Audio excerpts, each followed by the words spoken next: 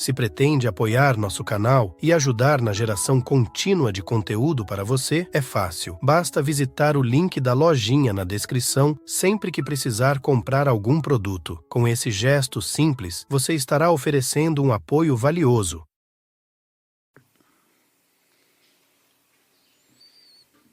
Bem, ainda não passei pela morte física.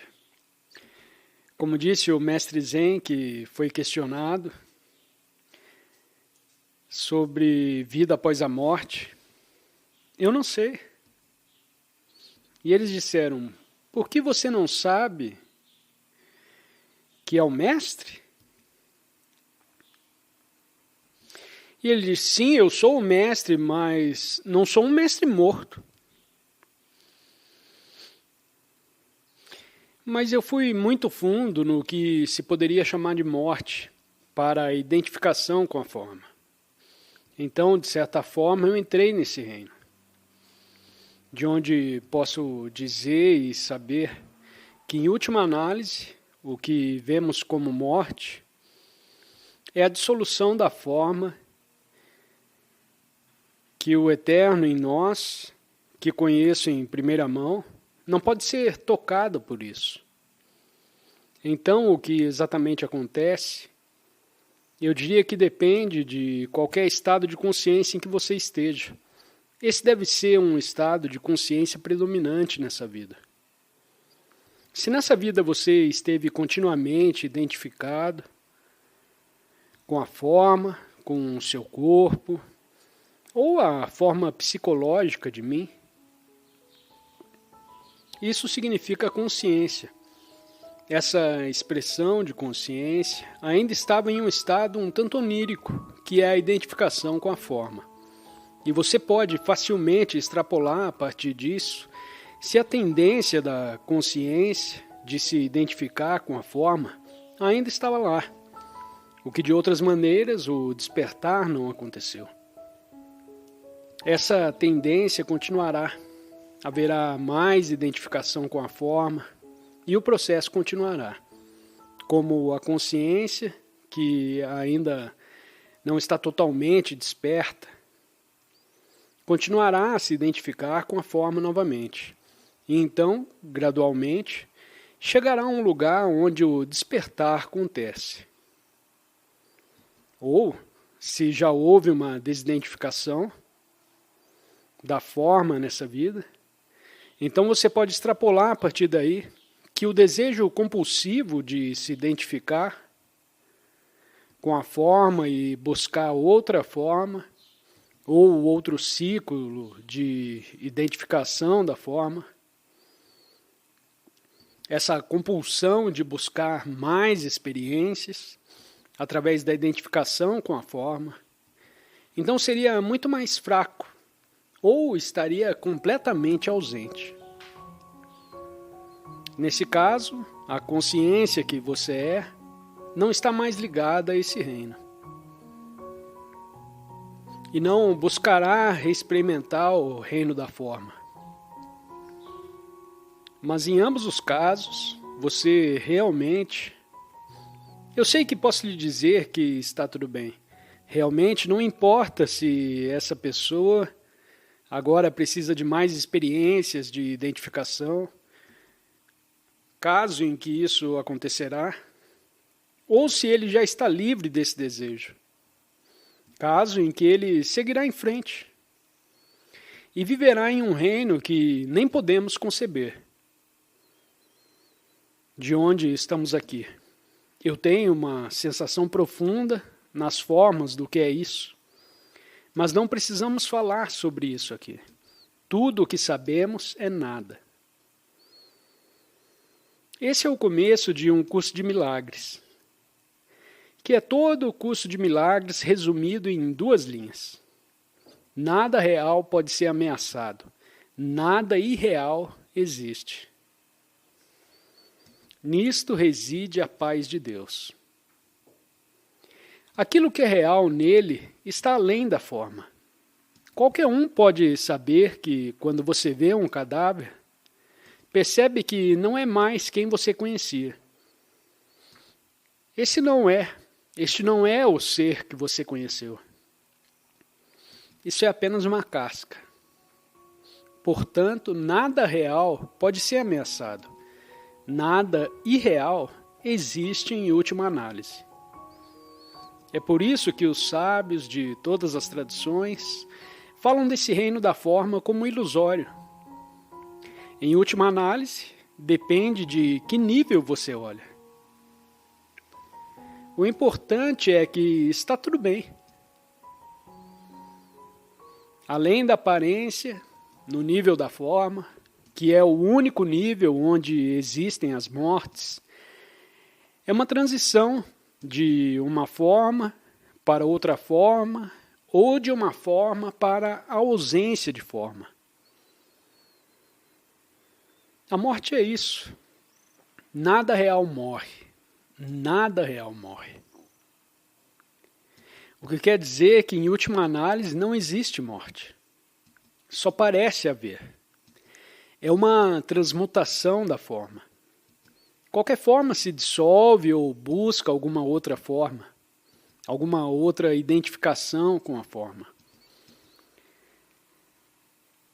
Como você sabe, os budistas e alguns outros estão se esforçando para o fim da reencarnação. Eles estão se esforçando para se fundir com o absoluto, com a natureza. E você pode encontrar em si mesmo.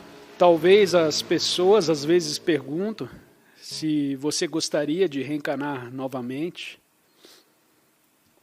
Ou já teve o suficiente. E se você olhar para dentro de si mesmo, poderá descobrir também que isso depende do quanto você tem medo da morte. Porque há um desejo inconsciente nos humanos. E isso faz parte da personalidade, do ego, o desejo de experiência sensorial. O desejo de afirmar sua identidade de forma e experimentar mais do reino sensorial. Então, para algumas pessoas seria terrível não poder não reencarnar novamente, porque há um desejo por mais daquela experiência sensorial, física, e pela experiência de todos os tipos de coisas associadas à individualidade pessoal. E então, há isso. Ainda há a entidade não desperta ou a entidade semi-desperta que ainda é atraída para a reencarnação. Então, para o que significa tomar forma novamente. E quando a vontade não existir mais, e você puder confiar, tentando em você mesmo, e se perguntando, eu quero reencarnar aqui de novo? Bem, eu certamente não tenho nenhum desejo por mais experiências sensoriais. Se eu reencarnar novamente, será uma espécie de serviço à humanidade ou uma oferenda. Mas quer dizer, quem iria querer ir? O que você quer passar de novo pela sua infância? Ou alguma outra infância? Meu Deus, eu não quero. Então ouço algumas pessoas dizerem que definitivamente já estão fartos disso. E não quero me reencarnar novamente. E então você diz, talvez aquele ser humano seja muito avançado. Mas então pode ser que no dia seguinte, que o ser humano está falando com o gerente do banco no telefone e fica muito chateado com alguma coisa. Agora eu pensei que ele ou ela havia dito que não queria reencarnar novamente.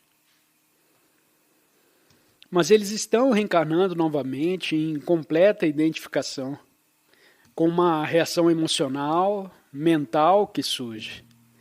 Toda vez que você se identifica com um pensamento e emoção completamente, você reencarna, você toma forma nisso. Portanto, o fim do ciclo de reencarnação no budismo deve ocorrer em sua vida, em vez de ter a ideia de que em algum momento você chegará ao fim do ciclo do samsara e não saberá. A questão é, você ainda está continuamente reencarnando na forma, o que significa que está perdendo completamente a consciência de si mesmo como consciência. A identidade da essência não é perdida, mas totalmente encoberta. Então você realmente não sabe se vai ou não reencarnar. Você tem que se observar no dia a dia para saber se está ou não pronto para ir além do ciclo contínuo de reencarnação. A questão é, com que frequência no decorrer de um dia você reencarna? A primeira coisa a descobrir, experimentalmente, é que, como eu disse antes, sou um pouco estranho. É que você é essencialmente invisível. Não só o que posso ver de você, que é o corpo, mas às vezes posso ver certas coisas em seu campo emocional e mental. Bem, eu posso ouvir as palavras que você fala ou suas expressões faciais. Estou falando com todo mundo, não estou generalizando aqui. Mas posso ver expressões faciais que meio que me dão uma dica do que você está sentindo ou pensando. Mas qualquer um que estivesse procurando por você, no reino da fisicalidade, não encontraria. E se isso for demais, vamos por um momento, vamos falar sobre... Bom, isso talvez faça sentido para quem tem um cachorro ou gato em casa. Quando seu cachorro ou gato morre, o que pode ser uma coisa muito triste para as pessoas, e passamos aos humanos mais tarde, o que pode ser um pouco mais fácil. Acho que vai ser mais fácil começar com um cachorro ou gato. Você pode perceber naquele momento em que de repente o cachorro está morto ou o gato está morto, mas tudo ainda está lá. O pelo, o corpo, podem até ser uns caroços deixados no corpo e aí está. Mas aquilo que você essencialmente amou e se relacionou, no cachorro ou no gato, não está mais lá. Então você ainda percebe que aquilo é o mesmo, mas algo essencialmente se foi. O que se foi é invisível. O que você ama no cachorro é, em última análise, embora seja o cachorro, você pode amar a aparência do cachorro e o que ele faz, mas quando você se relaciona com o cachorro, você essencialmente ama, embora ninguém possa ter expressado isso conscientemente, você ama a consciência do cachorro. É o que você ama no cachorro, ou no gato. E quando você olha nos olhos do cachorro, o que está olhando para você é que há uma consciência do cachorro olhando para você. E quando isso acaba, o cachorro se foi. E é o mesmo com o humano. O que você ama em um humano é a consciência do outro ser humano.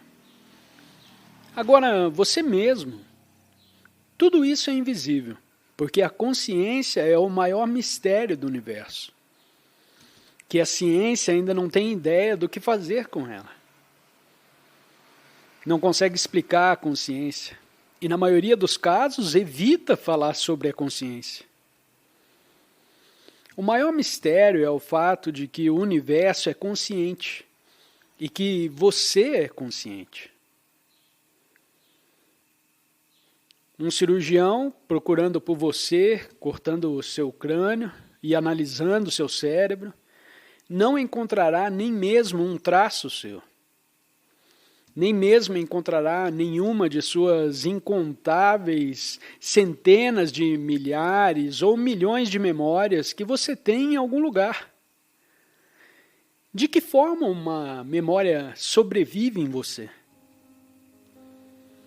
É a memória do seu primeiro professor na escola?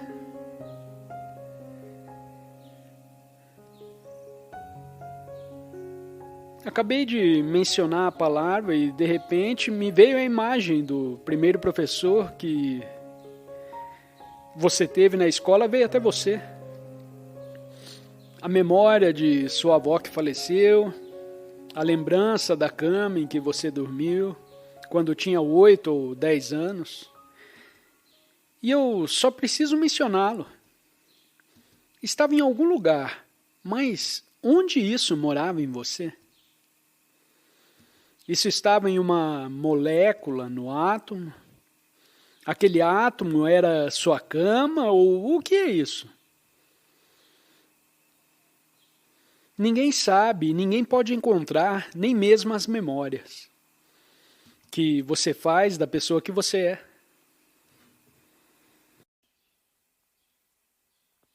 Todas as pessoas que conseguiram o reconhecimento universal em qualquer área não são também felizes.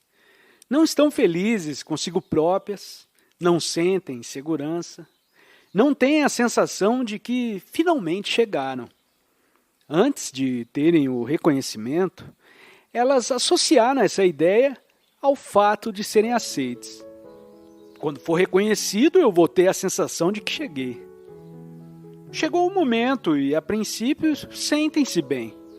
Mas depois começam a notar que a opinião das outras pessoas sobre elas não passam de pensamentos forma, imagens criadas pela mente, ou ainda, como bem sabem, os media. Os meios de comunicação social, mídia, criam a ficção que tem o seu nome. Lê sobre si no jornal e pensa: quem é esse fulano? Não tem nada a ver comigo. Dessa forma, muitas pessoas se tornam mais infelizes depois de terem atingido esse reconhecimento. O mundo lhes diz que são especiais e, contudo, não se sentem nada especiais. Pensam que é tudo uma ilusão. Isto não sou eu, é apenas uma imagem criada pela mente humana. Assim, essas pessoas passam para além do conhecimento de todas as identidades criadas pela mente, porque atingiram aquilo que o mundo lhes disse que era desejável: riquezas, bens, realizações, reconhecimento, conquistas por todo lado e, contudo, isso não lhes providenciou aquilo que estavam à procura: eu próprio. A sensação de estar enraizado na vida. A plenitude da vida, tal como Jesus lhe chama. E é por isso que há muitas pessoas famosas que se entorpecem em drogas. Elas necessitam de estupidificar a terrível infelicidade que sentem dentro de si próprias, porque mesmo a ilusão de mais no futuro, que a maioria ainda vem vivendo, já não funciona. Se já tem tudo, a ilusão de que se irá ter mais no futuro para ser feliz já não os convence. Que terrível destino! Já não podem mais olhar para o mais porque isso não os satisfaz. Desta forma se sentem ainda mais infelizes, porque é impossível fugir do momento que se segue. Tomam drogas para terem uns momentos em que pensam: agora estou a me sentir melhor. Destes, muito poucos conseguem entrar num nível mais profundo do seu ser e tomam consciência de que essa sensação de especialidade, no nível de ser melhor do que, ou mais do que, era uma ilusão. Se a perseguirem, ela os levará a lugar nenhum. Nunca poderá preenchê-lo, porque é um pensamento forma. Eu o ser especial que queria incorporar na história do eu. Essa é a base da sua identidade, se estiver apenas encurralado nos pensamentos. Eu, o ser especial. Algumas pessoas têm a ficção na sua cabeça, pensando que, e isso é um exemplo, numa vida passada foram um Napoleão. Essa história lhes dá uma sensação de especialidade. Contudo, deriva somente do momento dos pensamentos de imagens. Alguns se mantêm satisfeitos com essa ilusão. Ninguém concorda consigo que é Napoleão, mas temporariamente até resulta. Claro que tem de estar sempre a pensar nisso e a contar essa história aos outros. E alguns até ficam convencidos. Isso é apenas baseado no movimento dos pensamentos e nas emoções que daí advêm, produzindo toda uma identidade que se fundamenta nessa história. É muito pouco, produzindo toda uma identidade e não irá durar muito. O problema dessa pessoa irá revelar-se brevemente. Poderemos dizer que ninguém pode predizer a morte. Todavia, a morte de todos nós é quase iminente, uma vez que o período de 1 ou 30 anos acontece muito rápido. Será no agora que irá acontecer, e não no amanhã. Está agrilhoado a essa interpretação do ser, a esta realidade conceitual, é um destino amedrontador, é uma constante desnecessidade. Mesmo que o traduzam para um conceito espiritual, logo que tomem consciência de que se desapegaram das posses, cuidado aqui com outros pensamentos forma, que chegam para substituir. Por exemplo, levou 20 anos a realizar riqueza e diz, muito bem, chegou o momento de dar o meu BMW e vou comprar uma bicicleta, porque sou espiritual. Irei só usar roupas espirituais, isso e aquilo. Vou então na minha bicicleta e olho para o lado e vejo aquela pessoa que ainda vai tão inconscientemente no seu BMW. E penso no quanto mais superior sou na minha espiritualidade. O seu sentido do eu tornou-se mais pesado do que o da outra pessoa que está a julgar. Por isso, cuidado com o modo como a mente puxa outra história para si, para ter sempre a sensação do mais do que, seja de que maneira for. Isso resulta apenas por comparação. Tenho uma imagem de quem eu sou e tenho de comparar com o que eu penso que o outro é. Imponho imagens a mim mesmo, conceitos mentais, e imponho aos outros, comparando a minha imagem com a imagem do outro. Ok, eu sou mais espiritual, ou ele é mais espiritual, já está nisso há mais tempo do que eu. E assim prossegue com o que sabe. O conhecimento é outra escravidão. Sabe coisas através do seu grande armazém de conhecimento, que por acaso transmite aos outros. Eles ficam abismados e é óbvio de que sabem mais do que eles. Dá-lhe então a sensação de, sou melhor. Acontece com pequenas coisas. É sempre muito precário este sentido do eu. E só resulta se eu estiver certo, e para isso os outros têm de estar errados. Sente-se, então, momentaneamente engrandecido. Eu sou brilhante! É sempre a ficção do fortalecimento do eu. A ficção de mim próprio, de mim e da minha história. As pessoas percorrem a vida procurando isso. É o propósito das suas vidas. O fortalecimento da ficção de mim próprio. Essa é a força motivadora por detrás das ações de tudo o que fazem.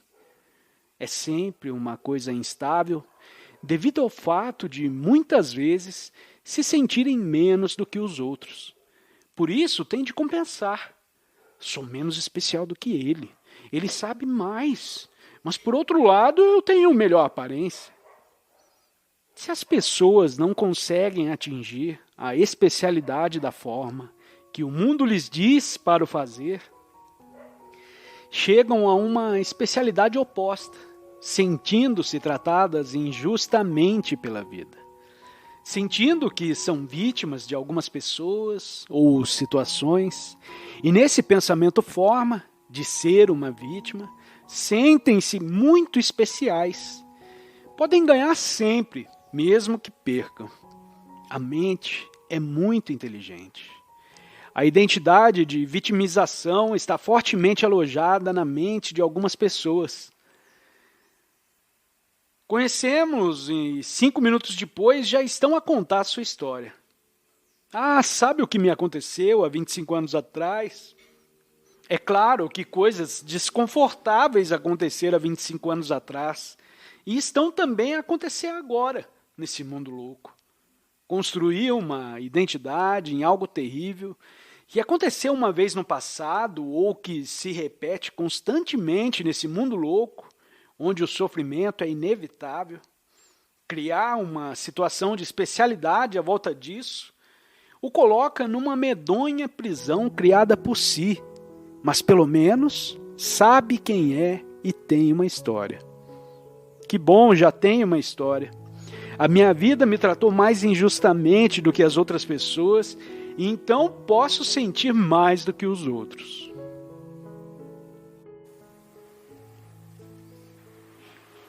Se uma forma lhe proporciona alegria, essa não é verdadeiramente a alegria mais profunda, que é intrínseca à sua natureza. Ela oferece prazer, mas o prazer reside no reino dos opostos. E o que proporciona prazer também acarretará dor quando partir ou se transformar em seu oposto. Cada vez que você se identifica completamente com um fluxo de pensamento, você reencarna nesse fluxo. E seu senso de identidade fica totalmente nele. Isso ocorre com fenômenos ascendentes que podem ser experiências de coisas externas. Embora se possa afirmar que o sentido mais profundo de transcender a reencarnação é não mais se identificar com a forma, buscando a si mesmo ou acreditando que está em uma forma, aqui estamos falando principalmente de formas-pensamento. A compulsão de reencarnar continuamente no próximo fluxo de pensamento, ficar completamente fascinado por ele e sempre precisar de mais para completar sua reencarnação, leva a nunca alcançar esse fim. Muitas pessoas ainda estão presas nesse estado normal de consciência, que predomina na maior parte do planeta. Contudo, algo mais está emergindo agora e está ocorrendo neste momento. Quando você dá atenção às palavras, elas não têm mais sua total atenção. Você ainda presta alguma atenção às palavras, mas também há a quietude subjacente. Mesmo enquanto ouve, a consciência incondicionada está presente em você. E sua mente fica quieta sem perder a consciência. Você está totalmente consciente e percebe o silêncio. E a quietude está lá, e você está ciente disso. Então, o que realmente é esse silêncio? Ou melhor, essa quietude? A quietude é a própria consciência incondicionada, e você está ciente disso agora. Isso pode parecer dualista na linguagem que estou usando, pois você está ciente da consciência quando está ciente da quietude. No momento em que presta atenção à quietude, você se torna silencioso. Inicialmente pode parecer um fenômeno externo ao qual você está atento, percebendo um estado de alerta que vem com essa consciência da quietude. No entanto, a quietude não pode ser percebida pelo pensamento. O pensamento pode vir posteriormente e interpretar, dizendo: "Ah, isso é quietude? Que bom!" Ou então pode dizer: Você perdeu o controle? Como pode voltar a isso? Foi algo tão maravilhoso. Na realidade, não é uma experiência, pois a quietude está sempre presente. Nesses dias estou aprendendo o que significa estar ciente dessa dimensão subjacente. Não apenas durante essas sessões.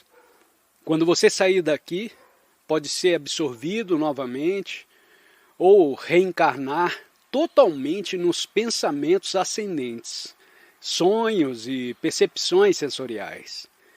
No entanto, leve consigo essa consciência da consciência subjacente. Estou falando de coisas das quais não se pode falar. Por isso, às vezes, pode parecer um pouco engraçado. Carregue isso consigo, não apenas aqui, embora possa senti-lo mais intensamente nessas sessões. Mas quando sair para os jardins e para o rio, então certas percepções surgem e você está ciente delas. Algumas serão bonitas, enquanto ocasionalmente outras podem ser feias. Esse é o mundo e você o observa. Subjacente à percepção sensorial está um campo de presença imóvel e viva, no qual a percepção sensorial acontece. Isso significa que a compulsão de reencarnar em outro fluxo de pensamento, de repente não está mais presente. E você fica feliz por não reencarnar por um tempo em outro fluxo de pensamento. A verdadeira alegria surge desse estado de presença. Há uma alegria muito sutil naquilo que, em alguns ensinamentos, é chamada de felicidade, mas eu não usaria essa palavra. Pode até ser uma tradução errada. A alegria é, em essência, um aspecto intrínseco de si mesmo. Às vezes, chamo isso de alegria de ser. Portanto, não depende de quais formas estão surgindo nesse momento. Você pode apreciar o jogo das formas, mas a alegria não vem das formas. Se a alegria vem das formas, não é alegria, é prazer. O prazer é algo que você obtém porque uma nova forma surge. Faz você se sentir bem por um tempo e depois o deixa, fazendo você se sentir mal. O bom se transforma em ruim. Portanto, se uma forma lhe dá alegria, não é realmente a mais profunda, a verdadeira alegria, que é uma parte intrínseca da sua natureza. Ela lhe dá prazer. Mas o prazer existe no reino dos opostos. E o que lhe dá prazer também lhe causará dor, seja porque o deixa ou porque se transforma em seu oposto.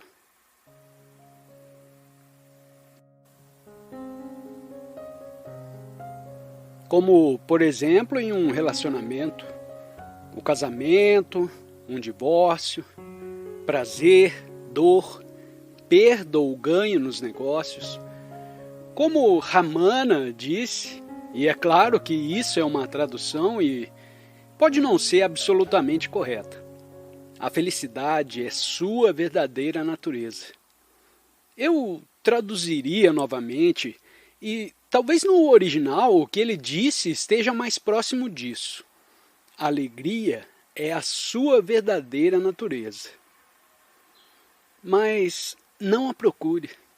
Você criaria algum novo objeto, um objeto da mente. Você não precisa procurá-la. Simplesmente não reencarne continuamente. E é tão simples. Essas sessões são úteis e são úteis além das palavras.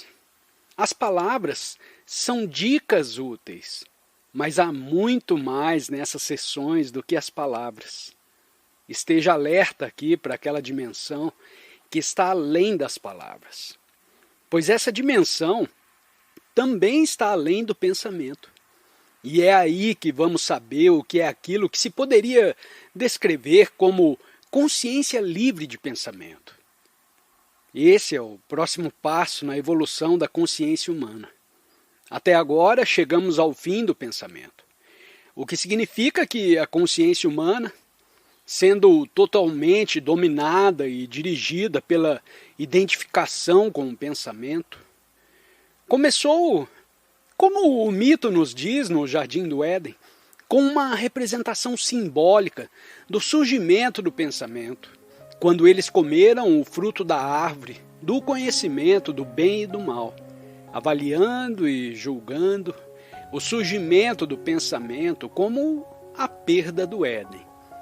E me disseram que a tradução da palavra Éden é o lugar da alegria, onde o pensamento surgiu, e isso foi uma grande coisa.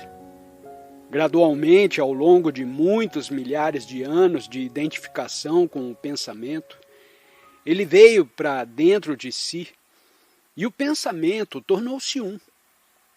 A humanidade teve que passar por isso. Agora, o estado de consciência tornou-se cada vez mais disfuncional. Olhe para a história da terrível loucura do século XX.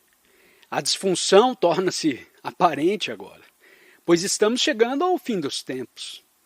Talvez você tenha visto pessoas andando por aí com cartazes dizendo que o fim está próximo. E talvez eles não percebam o quanto estão certos quando dizem que chegamos ao fundo do poço. Talvez devêssemos colocar uma outra palavra. Chegamos ao fim dos tempos. Estar totalmente identificado com o pensamento é também ser governado pelo tempo, passado e futuro. Viver exclusivamente através da memória e da antecipação. E tudo o que isso implica é um sentido de identidade completamente limitado e falso, do qual estamos saindo. Um novo estado de consciência está emergindo. Esse ensinamento seria inútil. Ninguém o ouviria se já não estivesse emergindo. Então, essa forma não existe mais do que uma parteira, meio marido, meio homem, não sei, simplesmente para ajudar no processo de parto. E não estou aqui para fazer isso acontecer. Isso seria frustrante, pois não estou. E você não está aqui para fazer isso acontecer em você mesmo. Isso seria igualmente frustrante. E você chegaria ao final dos 6 ou 7 dias aqui dizendo: eu estava procurando por essa grande experiência espiritual e de alguma forma isso não aconteceu. Você estava olhando e procurando, mas porque você estava procurando por algo, você não encontrou. Então você estava procurando reencarnar em alguma experiência e não conseguiu. Ou se conseguiu, talvez tenha sido bem-sucedido e diga: eu tive uma ótima experiência lá. Então você está de volta, onde quer que more. E algumas semanas depois o efeito está passando. Eu gostaria de recuperar aquilo. Onde está agora? Aquilo foi tão bom. Então você pensa que talvez precise voltar para a Índia. Essa é a essência dessa reunião. É muito simples, mas também muito sutil. Pode facilmente escapar de você se estiver muito em sua mente. Portanto, não apenas aqui, mas também lá fora, esteja lá como um campo de presença alerta, assim como você sente aqui no campo subjacente. Você sabe o que significa a beleza disso, estar livre de pensamento. Mas não busque esse estado. Ele vem por si mesmo. Em um momento você está livre de 1 milhão de anos de condicionamento. E como o incondicionado surge? Porque se você tivesse que desfazer o condicionado pouco a pouco, você nunca veria o fim dele. Há tanto que o incondicionado surge e tem um estado de consciência que é livre de pensamento. Todos os grandes ensinamentos não apontam tão diretamente para algum, mas sim alguns indiretamente. Quando perguntaram a Ramana como medimos nosso progresso no caminho espiritual, como sabemos se estamos progredindo, ele disse, e algumas pessoas não gostam disso, dizem que ele realmente não disse isso, mas a medida do progresso no caminho espiritual é o grau de ausência de pensamentos.